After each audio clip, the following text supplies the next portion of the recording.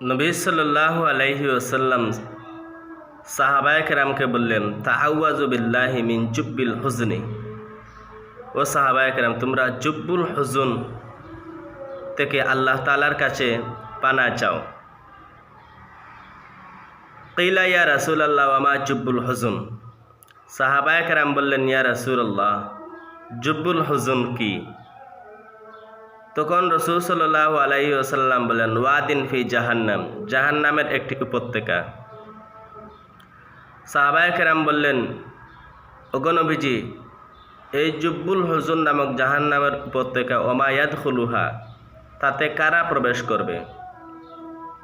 তখন নবীজি বললেন, আল কুররাউল মুরাউনা ফি আমালিহিম, এই জুব্বুল হুজুন নামক জাহান্নামের উপত্যকায় ওই সকল লোকেরা প্রবেশ করবে যারা লোক দেখানোর জন্য কোরআন পড়ে, যারা কোরআন পড়ে বাকবিদণ্ডতায় লিপ্ত হওয়ার জন্য।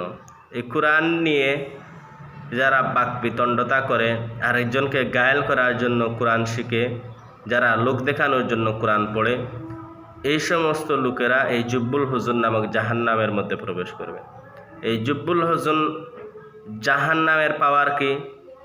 রাসূল সাল্লাল্লাহু আলাইহি ওয়াসাল্লাম বলেন, অপরাপর যত জাহান্নাম আল্লাহ তাআলা সৃষ্টি করেছেন, এই সব জাহান্নাম স্বয়ং আল্লাহ তাআলার কাছে এই জুব্বুল হুজুন নামক জাহান্নামের উপত্যকা থেকে আল্লাহ তাআলার কাছে প্রতিদিন 400 বার আশ্রয় প্রার্থনা করে।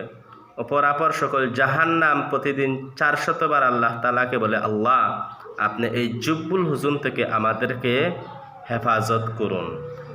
অন্যান্য সকল জাহান্নাম স্বয়ং আল্লাহ তাআলার কাছে জুব্বুল হুজুন নামক জাহান্নামের উপত্যকা হতে আশ্রয় প্রার্থনা করতেছে। এবার বুঝুন জুব্বুল হুজুন নামক জাহান্নামের কি পাওয়ার। আল্লাহ রাব্বুল আলামিন আমাদেরকে এই জুব্বুল হুজুন নামক জাহান্নামের উপত্যকা থেকে হেফাজত করুন। আমিন।